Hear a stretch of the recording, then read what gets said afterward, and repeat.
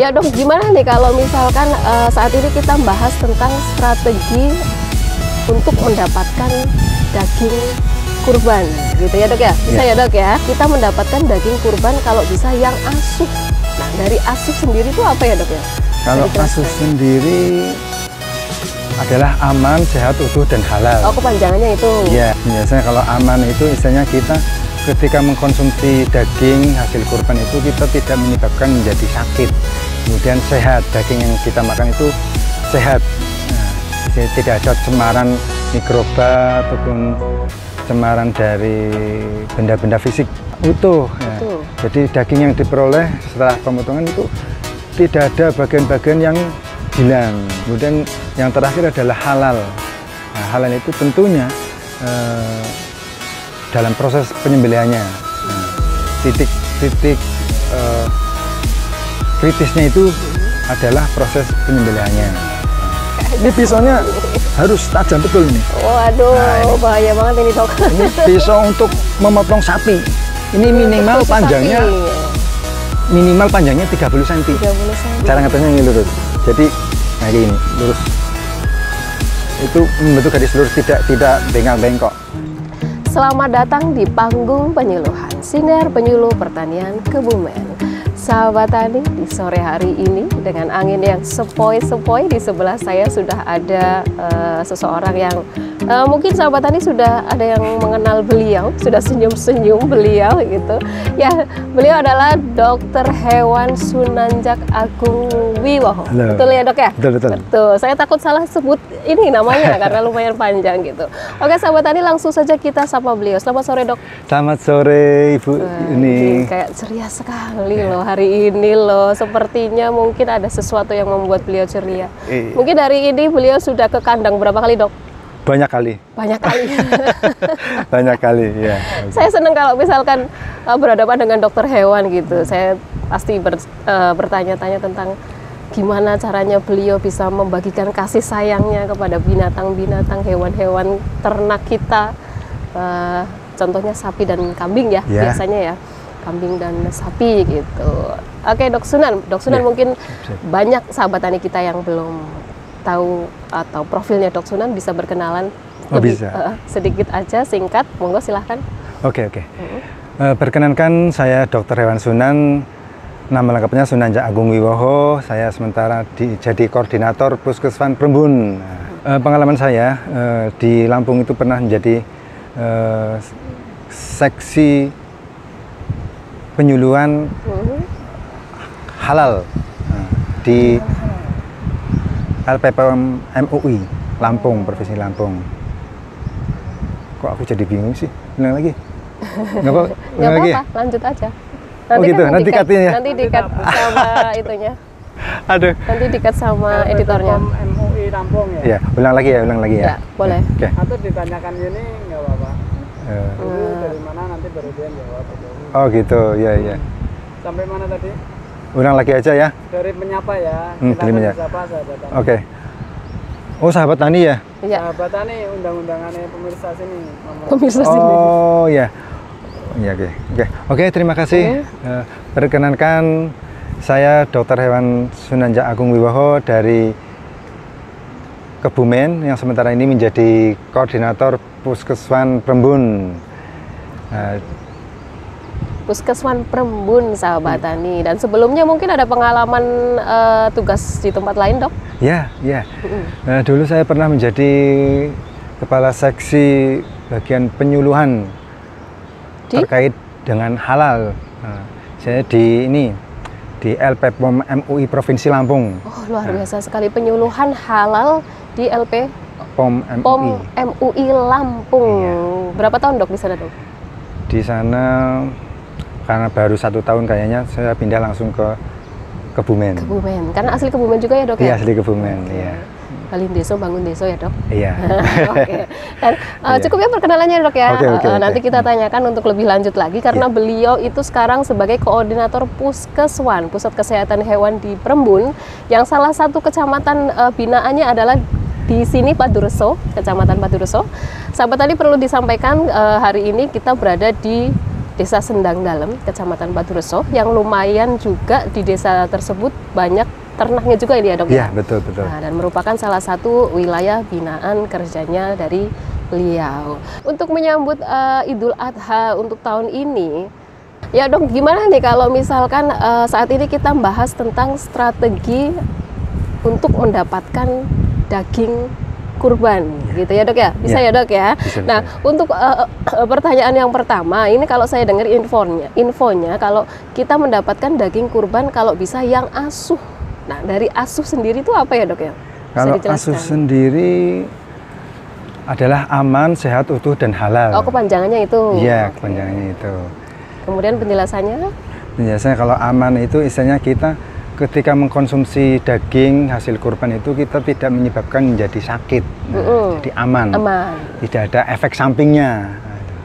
Kemudian sehat, daging yang kita makan itu sehat, tidak ada cemaran mikroba ataupun cemaran dari benda-benda fisik, sehingga kita kalau mau makan ya juga aman juga, tidak menyebabkan efek samping juga. Utuh. Ya. Jadi daging yang diperoleh setelah pemotongan itu tidak ada bagian-bagian yang hilang. Nah, kemudian yang terakhir adalah halal. Nah, halal itu tentunya dalam proses penyembelihannya. Nah, titik kritisnya itu adalah proses penyembelihannya terkait dengan halal. Mungkin ada yang lupa tidak baca basmalah sehingga akhirnya hasil yang diperoleh itu daging yang tidak halal. Tidak halal. Nah, ini tadi berhubungan dengan tugasnya waktu di Lampung kayaknya ya, penyuluhan tentang halal gitu ya, penyuluhan halal. Dan ini tadi bicara tentang penyembelihan, saya juga takut ini kayaknya Dok Sunan bawa apa ini dari tadi, tapi diumpetin sahabat tani gitu. Mungkin nanti ada saat-saat tertentu dikeluarkan ya dok? Oh siap. Gitu. Oke, selanjutnya dok, tadi kan sudah dijelaskan ya sahabat tani, daging yang asuh itu bagaimana sih? Yang jelaskan A-nya itu aman, S-nya sehat, utuh, dan halal, itu yang terpenting juga yang terakhir.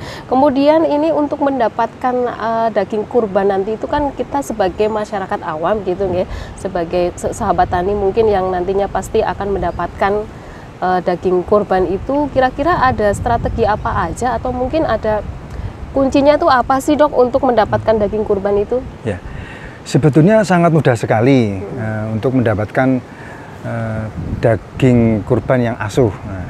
Jadi di sini hanya kita lihat dari satu persiapan pelaksanaan kurban itu dulu.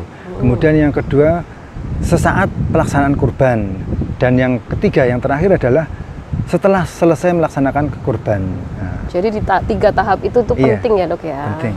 Yang pertama sebelumnya ini gimana nih dok? Ya, sebelum kita melaksanakan pemotongan hewan kurban, tentunya kita harus mempersiapkan. Nah ini penting sekali nih. Bagaimana tim panitia kurban itu sendiri dalam hal untuk memperoleh daging kurban yang asuh. Nah, ini sangat penting sekali untuk diketahui oleh panitia-panitia kurban yang ada di Kabupaten Kebumen. Nah, jadi yang pertama, persiapan sebelum pelaksanaan kurban adalah satu, harus bisa memahami terkait alur proses bagaimana dari awal penyediaan kurban sampai hasil akhirnya, yaitu berupa daging kurban itu sendiri. Nah, alur-alurnya itu adalah kita harus memposisikan bagaimana tempat pelaksanaan hewan kurban itu sendiri. Dari satu sapi atau kambing datang, itu harus dipisahkan dengan tempat-tempat yang lain. Nah, kedua, tempat pemotongan sendiri, kemudian tempat pengulitannya, kemudian tempat untuk deboning, istilahnya untuk memisahkan antara tulang sama daging. Nah, kemudian tempat pemotongan daging menjadi kecil-kecil, kemudian tempat untuk pencucian jeroan, terutama jeroan hijau. Itu harus terpisah dengan tempat pemotongan yang saya sebutkan tadi. Yang terakhir adalah tempat untuk pemotongan menjadi bagian kecil, yaitu jeroan hijau itu sendiri. Itu yang perlu dipersiapkan dalam alur proses dari awal sampai mendapatkan daging kurban yang asuh. Itu di awal ya persiapan. Tadi disebutkan ada jeroan hijau gitu. Iya, Berarti ada yang warna lain ini, Dok? Oh iya, lupa Ada? saya. Ya. Jadi ada jeroan itu ada dua, kan? Jeroan merah sama jeroan hijau. Kalau jeroan hijau itu adalah jeroan yang kaitannya dengan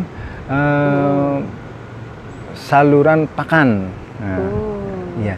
Jadi kayak usus, Contohnya usus. ya usus, terus kemudian perut, istilahnya yang kita sering dibuat untuk sayur itu kayak soto babat ya? itu kan? Babat di soto babat. Iya, soto babat babat. berarti termasuk jeroan hijau. Iya, jeroan Kemudian hijau. jeroan yang satunya yang merah tadi apa ini, Dok? Kalau yang jeroan merah itu seperti jantung, hati, ya, itu jodohnya paru-paru. ya, paru-paru itu iya. merah. Ini saya juga baru tahu loh, Dok, ini. Oh gitu ya? Info penting juga ini. Nah, kemudian itu tadi untuk persiapannya, kemudian sampai ke yang setelahnya, Dok. Ini sebelum sampai ke sana, ke arah sana itu ini. Jadi persiapannya itu pertama kita ngelihat alurnya tadi ya. Alur pemotongannya itu harus dipisah-pisahkan. Kemudian yang kedua, kesiapan dari panitia itu sendiri. Jadi panitia itu harus menempatkan personilnya itu di satu titik pemotongan. Jadi ada tim di situ yang khusus untuk pemotongan.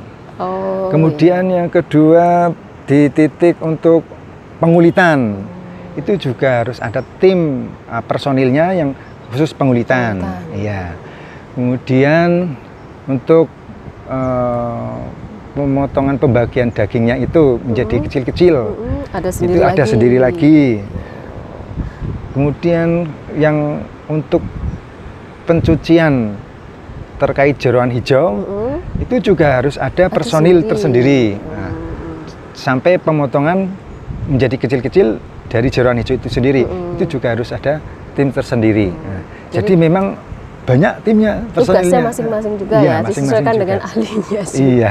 Begitu. Itu tujuannya untuk apa ya, Dok ya? Tujuannya itu biar daging yang diperoleh itu benar-benar asuh. Benar-benar asuh, iya. Jadi tidak tercampur antara daging dengan jeroan, daging dengan kulit, daging dengan ekor mungkin atau kaki. Nah, itu. Kalau selama ini yang kita dapatkan biasanya gitu ya, Dok ya. Kalau saya dapat juga itu sudah bercampur jadi satu. Kemungkinan juga orangnya yang ini sama. Iya, gitu. betul. Ya. Kemudian yang selanjutnya yang perlu kita siapkan adalah peralatan. Nah, ini peralatan itu juga harus kita siapkan sedini mungkin sebelum dilakukan pemotongan. Itu dari mengenai peralatan untuk pemotongan itu sendiri, pisau. Pisaunya itu juga harus tajam betul. Ya seperti pisau yang saya bawa ini. Nah itu saatnya ini mau mengeluarkan nih sahabat Tani. Saya minggir sedikit ya sahabat Tani.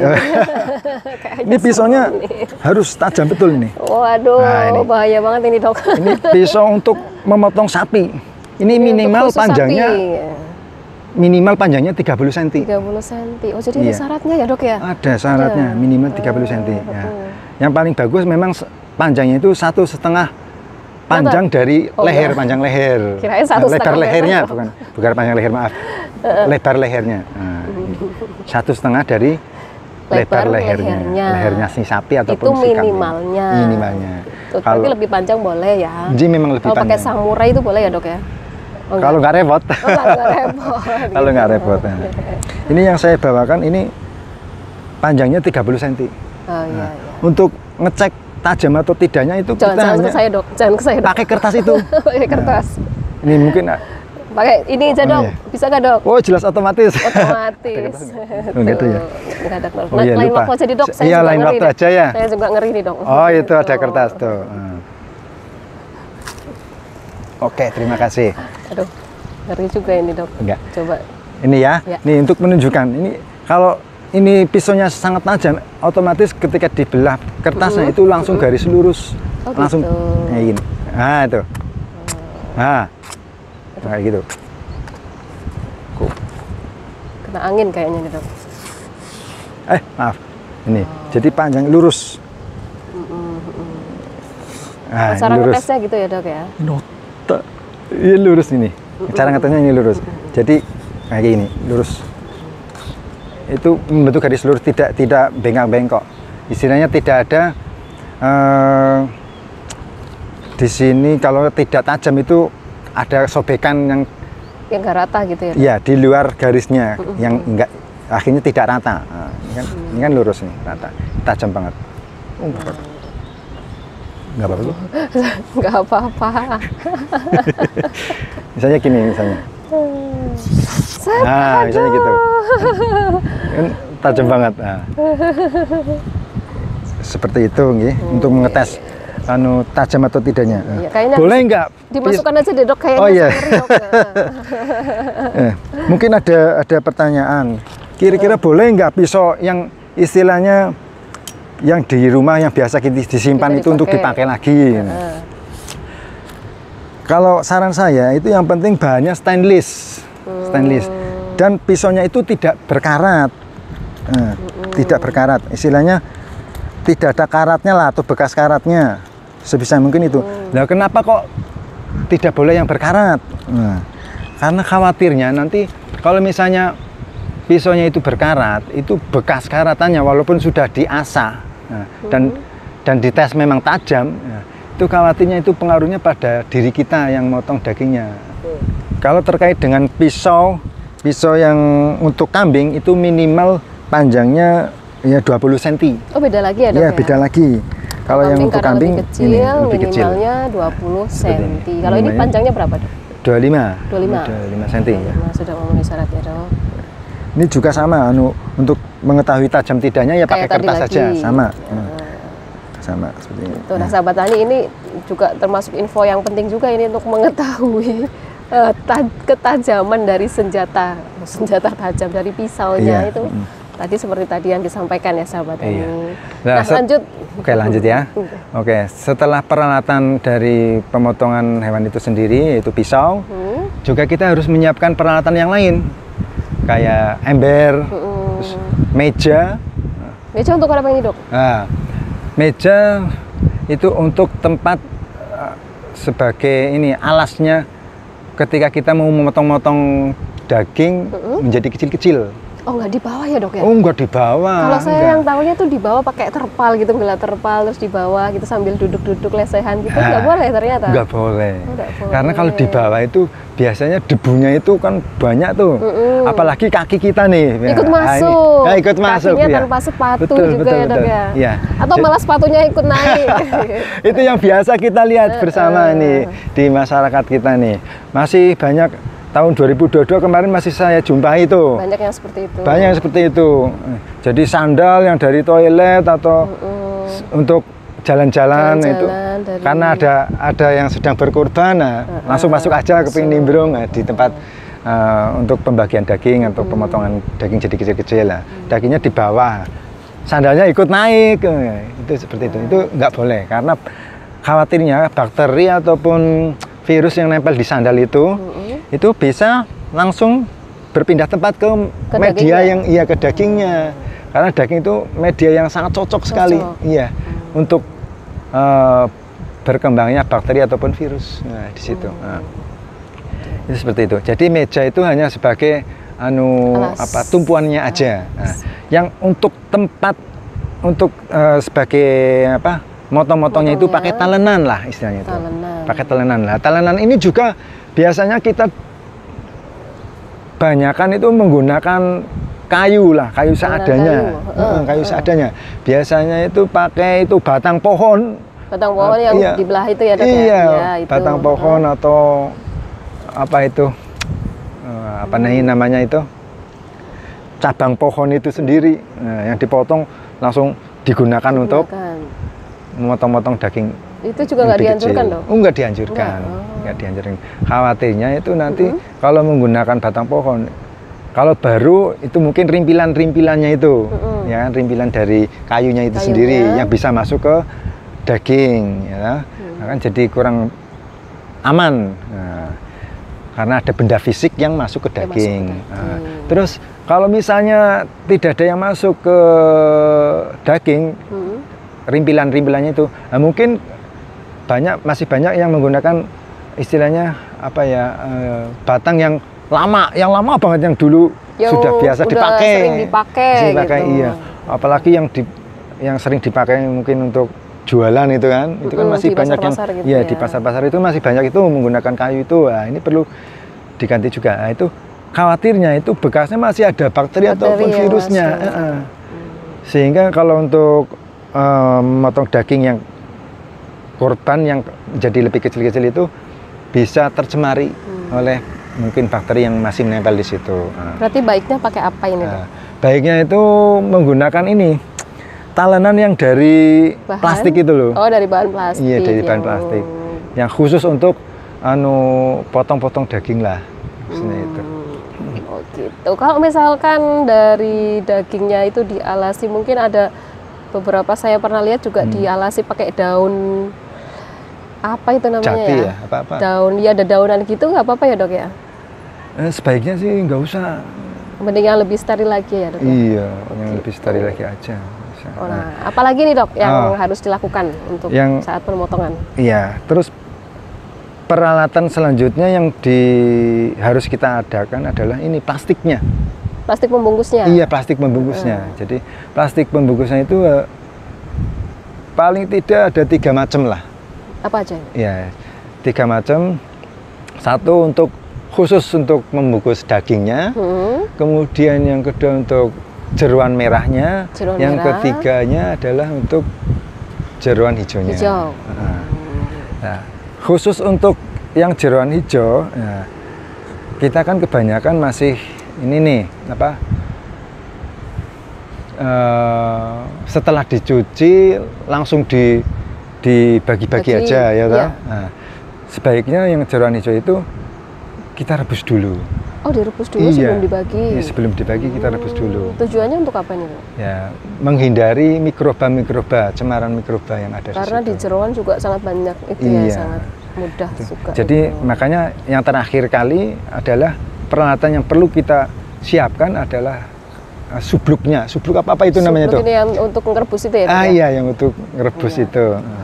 Nah, kenapa ini? Subluknya harus yang atau gimana? Ya, kalau bisa sih ini yang besar aja.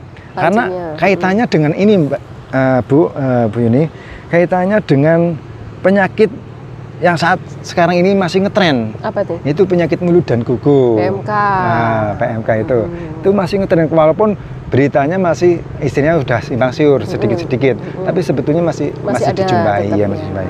Jadi kalau misalnya ada hewan kurban yang terindikasi kena PMK, misalnya ada radang kuku yang ringan itu nanti khusus bagian kukunya atau kakinya itu direbus dulu. Kakinya ya, direbus dulu. Untuk juga pencegahan itu ya dok. Iya. Ya. Kemudian selanjutnya itu kan tadi saat pemotongan, untuk alat-alatnya juga harus dipersiapkan dan dianjurkan. Ternyata yang selama ini sudah kita lakukan tadinya pakai talenan kayu gitu, kalau bisa sekarang jangan gitu ya sahabat tani. Dan kemudian selanjutnya setelahnya itu perlakuannya apa ini dok? Ini mohon maaf, ini sebelum ke saat pelaksanaannya, sebelumnya itu masih ada yang nggak kalah pentingnya ini. Nggak kalah pentingnya. Yaitu persiapan hewan itu sendiri. Hewannya. Iya, hewan itu sendiri harus disiapkan betul. Jadi hewannya itu harus betul-betul sehat. Harus betul-betul sehat itu untuk lebih meyakinkan lagi ya memang minta dokter hewan untuk meriksa, atau petugas yang ditunjuk untuk memeriksanya, ya, bagian kesehatan hewannya. Yang pertama, sebisa mungkin tidak ada gejala klinis dari PMK ataupun LSD. Nah, yang sekarang kan ngetren namanya LSD itu penyakitnya lato-lato lah namanya itu. Iya. Kalau ada gejala PMK ataupun LSD yang berat itu sebaiknya ditunda dulu, jangan dipotong. Iya, ditunda, jangan dipotong. Selanjutnya, nah khusus untuk yang kambing, ya ini ada berita baru lagi, apa Bu Yuni. ini? Ya, ada penyakit yang namanya keren. Nah, namanya PPR. Wah, kepanjangannya apa itu? Ya, Pestides petis ruminans. Pestidem. Apa sih Pestides petis ruminans. Ya, memang agak angel ya. Itu buat di kambing gitu ya. Iya, Itu masih baru kambing juga sama ya, domba, saya iya, masih baru juga. masih asing namanya Iya. gitu. Jadi Mungkin nanti suatu saat kita ketemu untuk membahas itu ya, Dok ya. Iya, iya. Suatu saat, Jadi ya. utamanya kalau untuk kambing sama domba itu ini, kalau dia ingusan meleler dari hidung, leleran apa? Ingus dari hidung itu panjang banget lah, panjang, nggak henti-henti. Terus di mulutnya itu tertutupi kayak kerak-kerak. Di sininya. Iya, di mulutnya ada kerak-keraknya. Terutama itulah istilah tanda yang kelihatan sekali sama kita. Itu buat di kambing ya, Dok. Iya, Ya. di kambing sama domba. Kemudian? Baru kalau sudah siap semuanya, baru kita menuju ke pelaksanaannya. Iya. Langsung pemotongan hewan. Pemotongan gitu. hewan. Nah, apa saja yang perlu kita ketahui nih? Nah, ini juga penting ini, Iya. sahabat tani. Iya. Di saat pelaksanaan pemotongan hewan, nah ini yang harus kita ketahui bersama, nih, sahabat tani. Siapa tahu ada yang menjadi panitia kurban lah, ya. Jadi ketika kita melakukan pemotongan, yang utama kita lihat dulu darahnya mengalir atau tidak. Darah setelah disembelih. Ya, membeku atau tidak, malah mengalir atau tidak. Membeku Maaf, atau ya. tidak. Membeku atau tidak, bukan mengalir atau tidak, ya lupa saya. Ini karena mungkin sebelahnya sungai, jadi keringatnya mengalir. Gitu. Iya. Oke, lanjut, Dok. Oke ya. Jadi darahnya itu lihat membeku atau tidak. Kalau seandainya darahnya kok nggak membeku, harus segera lapor ke dokter hewan atau petugas dinas yang lain. Iya. Kenapa ini harus lapor? Nah, ini apa sebabnya harus lapor? Nah, ini kaitannya dengan penyakit lagi, yaitu penyakit antraks. Antraks. Nah, yang ini antraks yang bisa ke manusia juga ya, Dok? Oh iya. Antraks itu bisa nular ke manusia karena sifatnya zoonosis. Nah, jadi kalau misalnya ada hewan kurban yang dipotong kemudian kok terlihat darahnya tidak membeku, nah itu dicurigai. Nah, dicurigai. Itu mengarah ke antraknya utamanya itu. Dan itu apa yang harus kita lakukan kalau tidak gitu? Itu tadi lapor ya? dulu dan langsung berhenti. Jangan dilanjutkan proses berikutnya, harus berhenti. Nah, menunggu dokter hewan yang datang. Menunggu dokter hewan itu harus di stop langsung. Harus gitu ya, di stop Dok, ya? langsung. Dan itu bisa kita lihat ketika kita menyembelih di sisa-sisa sini, mungkin di leher bekas sembelihan itu ya, Dok ya? Oh, bisa juga. Untuk bisa darah yang tadi tidak membeku itu tadi, Dok. Iya, betul. Nah, itu juga perlu diperhatikan, sahabat tani. Nah, selain itu ada lagi nggak, Dok? Ada lagi. Setelah proses pemotongan hewan kurban ya, setelah kita ngelihat darahnya, pastikan, yang kedua, pastikan bahwa sapi ataupun kerbau sebelum dilakukan tindak lanjut berikutnya, yaitu pengulitan, itu hewan pastikan benar-benar mati. Dengan cara belum mati ya, Dok? Iya. Ada, bisa juga yang belum mati. Ada, gitu? karena petugasnya yang motong itu kepengen buru-buru cepet. Cepet. Kan ada penyembelihan yang lain di tempat lain. Selain di RPH? Iya, bukan selain RPH. Di tempat musola yang lain mungkin, atau masjid yang lain. Oh, gitu. karena sudah diburu waktu gitu. Saya harus ke sana, saya harus ke sana gitu. Iya. Ternyata hewannya itu belum mati betulan. Nah, jadi caranya untuk memastikan itu mati itu melihat matanya, refleks pupilnya. Kalau tangan kita itu ditaruh di depan mata itu masih ada refleksnya apa enggak. Kemudian hidungnya, di depan hidungnya masih ada nafasnya apa enggak. Nah, kalau tidak ada refleks mata, kemudian tidak ada nafasnya, berarti insya Allah sudah mati beneran. Mati. Baru setelah itu dilakukan proses selanjutnya. Proses selanjutnya. Jadi memastikan itu sudah mati atau belum itu juga penting ya dok. Oh penting Karena banget. kalau misalkan ternyata belum mati itu gimana? Wah dok? itu yang jadi gimana, dok? masalah. Gitu. Ya ya. Itu terkait dengan masalah segi fikihnya. Oh iya. Nah, nanti pembahasannya terkait fikih ya. Enggak di sini ya dok Bukan ya. di sini ya. Pembahasannya enggak di sini. Ya bukan di sini. Itu nanti di lain waktu mungkin dengan narsum yang berbeda juga. Yang berbeda gitu juga. ya dok. Oke selanjutnya ini apa lagi dok yang perlu diperhatikan? Yang perlu diperhatikan, nah ini setelah dilakukan tindak lanjut pemotongan hewan itu sudah mati betul, pastikan itu udah betul, kan dipotong lehernya nggih. Lehernya udah terputus semuanya, baru kita proses pengulitan. Nah, pengulitannya itu digantung. Harus digantung? Iya harus digantung. Jadi dengan pertama saluran makanannya itu ditali, tenggorokannya itu ditali sama anusnya ditali, sebisa mungkin itu supaya tidak ada kotoran yang mencemari dagingnya. Daging yang lain. Jadi kan kita dalam proses penggantungan nanti kan diambil jeroan hijaunya sama jeroan merahnya itu. Khawatirnya kalau tidak ditali anusnya ataupun tenggorokannya itu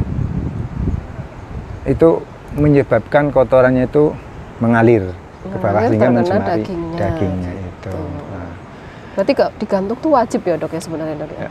Ada beberapa mungkin yang cuma digeletak aja gitu. Oh ya, sebetulnya dibilang wajib sih enggak sih. Nah, khususnya yang sapi nih, yang sapi. Kadang kan ada sapi yang beratnya 8 kintal tuh. Nah itu gantungnya gimana? Wah kan berat tuh, ya kan. Nah, ada metodenya. Ada. Jadi iya ada. Indonesia kan gitu. Ada metodenya. Jadi tidak digantung nggak apa-apa. Tapi bukan ditaruh di tanah, bukan. Tapi kita buat alat sedemikian rupa sehingga alat tersebut menghindarkan badan sapi sentuhan dengan tanah, bersentuhan dengan tanah. Itu seperti itu. Jadi ada yang dibuat dari besi, ada dari kayu juga boleh, nggak apa-apa. Itu karena proses pengulitan sama pengambilan jeroan hijau sama jeroan merahnya itu, nggak apa-apa. Nah. Ternyata banyak sekali nih dok, saya juga baru tahu ini info baru juga ini buat saya ternyata untuk penyembelihan hewan kandang penting semua ini sahabat. Penting semuanya. Ya, dan selanjutnya dok, ini udah sampai ke yang penanganan setelahnya apa belum nih? Belum. Masih jauh. Ini masih ternyata. Baru pengeluaran jeroan merah, jeroan hijau, kemudian pengulitannya toh. Nah, untuk setelah pengulitan nih, untuk dagingnya sekarang aja, dagingnya kita lakukan pemisahan daging sama tulang. Nah, pemisahan daging sama tulang itu nanti dagingnya itu kan ketika diambil pertama kali kan besar-besar, gemuk-gemuk kan gitu kan, banyak. Nah, itu ditaruh jangan di tanah atau di alas pokoknya jangan taruh di bawah, tapi dimasukkan ke ember. Dimasukkan ke dalam wadah. Ya dalam wadah, dalam wadah tersendiri. Masukkan ke wadah, baik ember atau yang lainnya lah, yang penting wadah. Nah, baru setelah dimasukkan ke wadah itu kita pindahkan ke tempat yang khusus untuk pemotongan yang daging yang lebih kecil-kecil lagi. Oh, ya. Nah, bagaimana dengan jeroan hijaunya? Jeroan hijau. Nah, jeroan hijau sama jeroan merahnya, ya. Kalau jeroan hijau kita ambil tuh, kan tadi kita sudah menyiapkan macam-macam peralatannya tuh, kayak ember, kemudian untuk airnya itu kerannya itu dipastikan mengalir dengan lancar kan itu. Yang buat mencuci itu berarti harus air mengalir ya dok? Iya, air mengalir. Nah, ini kebiasaan dari kita itu mungkin sebelum-sebelumnya itu masih banyak yang mencuci jeroan hijau di sungai. Nah, itu. Di sungai, kemudian di mana lagi tuh? Parit ya. Di parit itu. Ya. Nah, sebisa mungkin untuk tahun ini itu dihindari. Apa sebabnya? Nah, khawatirnya selain mencemari sungai, mencemari parit, itu kan, itu juga ada indikasi cemaran mikroba, terutama bakteri kolinya. Nah, ini bakteri koli yang istilahnya saat-saat sekarang ini istilahnya bisa dicurigai sebagai mungkin bakteri yang sifatnya zoonosis ini, khawatirnya ke situ. Nah, ini potensi untuk zoonosis. Jadi bakteri koli itu yang ada di air sungai ataupun di parit itu akan berpindah tempat ke jeroan hijau itu. Nah, kemudian kita bawa, selesai dicuci di sana, kita bawa untuk dicacah-cacah. Nah, kebiasaan kita itu untuk bagi jeroan hijau itu tidak direbus. Nah, ini langsung yang dibagi aja gitu.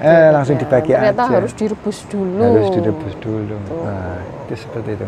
Jadi mulai sekarang ini ayo kita tingkatkanlah apa ya istilahnya tradisinya mungkin, yang sudah biasa kita lakukan sebelum-sebelumnya, mungkin dari zaman nenek moyang kita. Betul. Ini juga tetap demi kebaikan kita semua, demi ya Dok ya. Kita. Insya Allah yakinlah kalau kita berpedoman innallaha la yughayyiru ma biqaumin hatta yughayyiru ma bi anfusihim, insya Allah akan aman. Itu artinya apa, Dok? Disampaikan dulu, Dok. Sesungguhnya Allah itu tidak akan mengubah suatu kaum kalau kaum itu sendiri tidak mau merubahnya. Nah, jadi tradisi kan bisa dirubah toh. Bisa, tapi tidak langsung gitu ya, tidak Dok, langsung ya. Pelan-pelan toh ya. Geser dikit demi sedikit. Iya. Betul.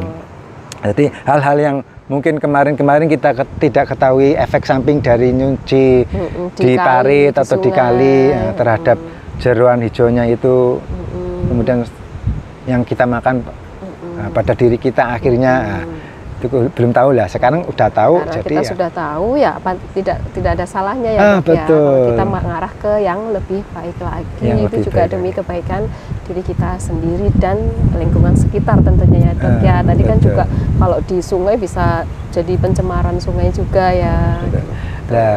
Nah ini Sobat Tani, ini walaupun kita sudah menghindari untuk nyuci di sungai ataupun parit nih, ya, kita sudah mencucinya jeroan hijau dengan air yang mengalir.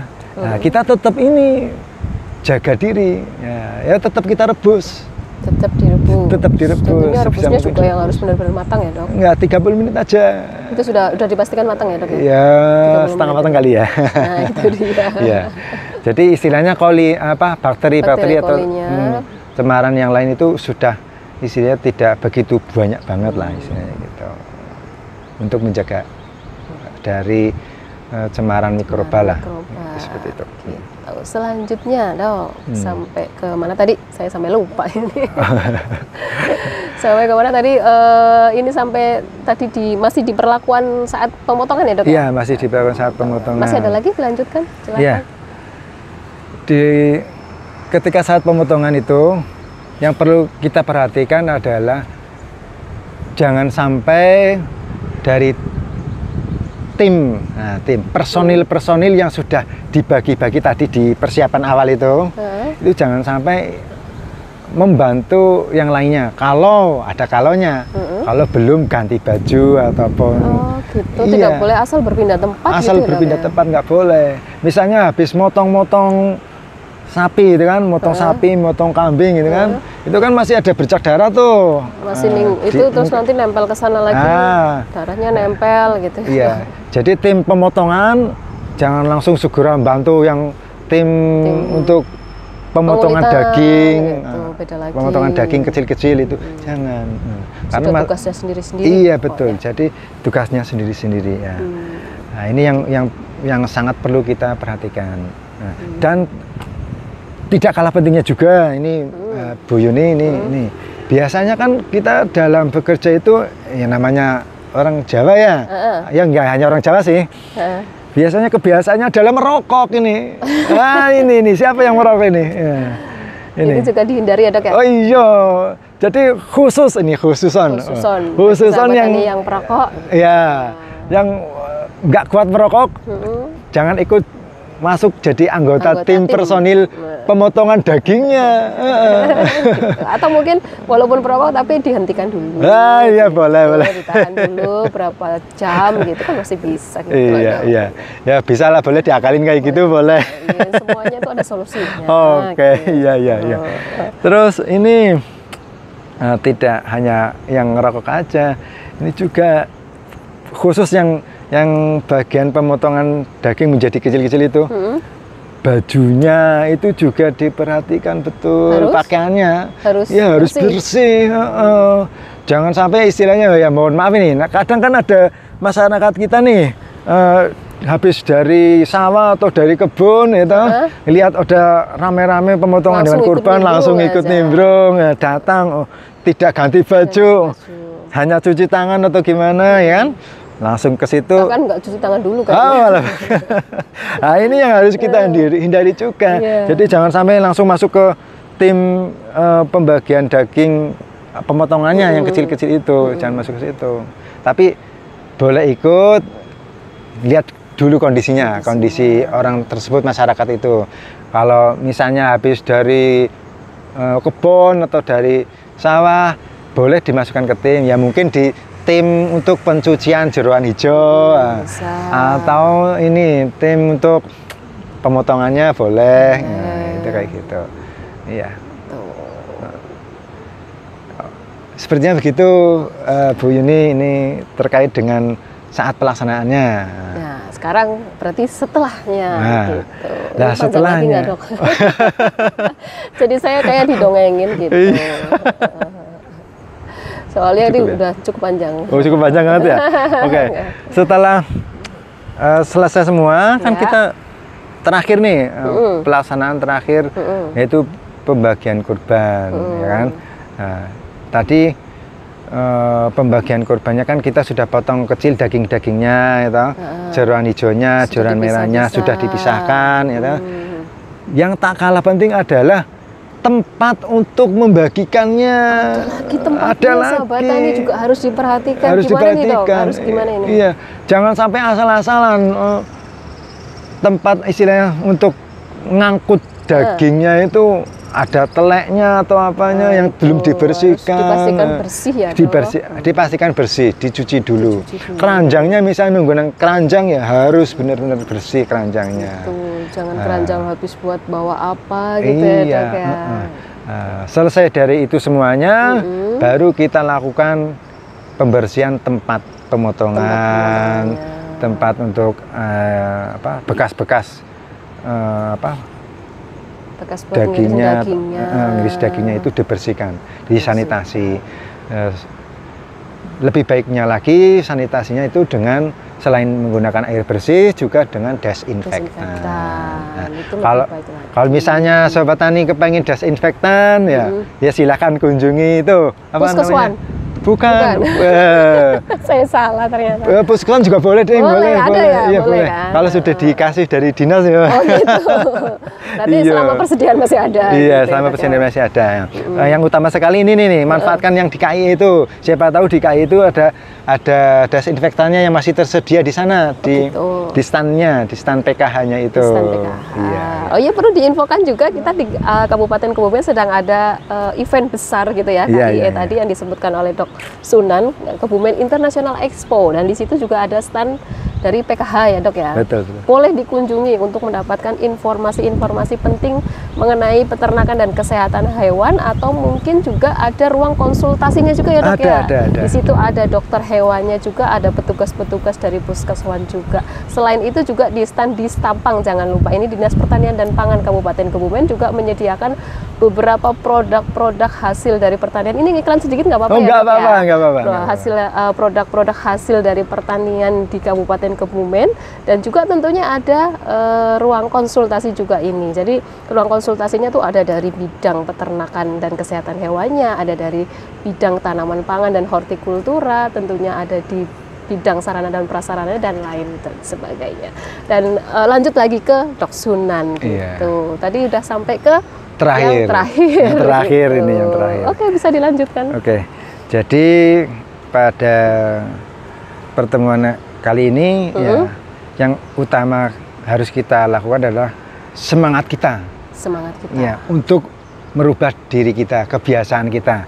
Yang dari kurang baik menjadi baik. Yang dari baik menjadi lebih baik lagi. Iya. Gitu. Jadi semangat yang paling penting adalah semangatnya untuk merubah gitu. Iya. Saya juga jadi termotivasi nih, Dok. Karena saya merasa belum baik gitu. Jadi yang tidak baik, mudah-mudahan saya bisa jadi lebih baik ya, Dok ya. Dan selanjutnya ini untuk terakhir aja deh, pertanyaan terakhir, harapan kedepannya dari Dok Sunan sendiri sebagai seorang dokter hewan, dan juga mungkin karena pernah bertugas di penyuluhan halal, ini terkait dengan penyembelihan hewan tadi ini, apa yang diharapkan oleh Dok Sunan sendiri terhadap kebiasaan-kebiasaan masyarakat kita dalam penyembelihan hewan, sehingga menjadi ke arah yang lebih baik lagi sesuai dengan SOP tadi itu. Harapannya gimana, Dok? Iya, harapannya ya mudah-mudahan panitia korban mau melaksanakan, informasi terkait dengan bagaimana mendapatkan daging yang asuh itu benar-benar diterapkan di tahun 2023 ini, sehingga kita mendapatkan daging yang asuh dan bebas dari penyakit PHMS ataupun zoonosis yang ada. Sudah, Dok? Ya, sudah lah. Oh, sudah.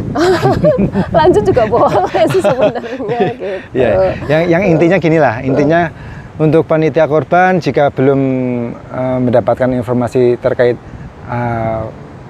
bagaimana sih mendapatkan daging asuh ataupun ingin diadakan pelatihan tentang bagaimana berkorban sehingga mendapatkan daging asuh, boleh menghubungi Puskesan atau pemerintah Dinas Pertanian dan Pangan, boleh, silahkan, nggak apa-apa selama masih ada waktunya sebelum ini mumpung ada hari masih H. sebelum itu ada gitu ya, Dok ya. Pokoknya ayo ke Puskeswan gitu, sahabat tani. Jadi ke Puskeswan itu tidak hanya berkonsultasi tentang kesehatan hewannya saja, kesehatan ternaknya saja, tetapi juga untuk metode penyembelihan hewan juga bisa ya, Dok ya.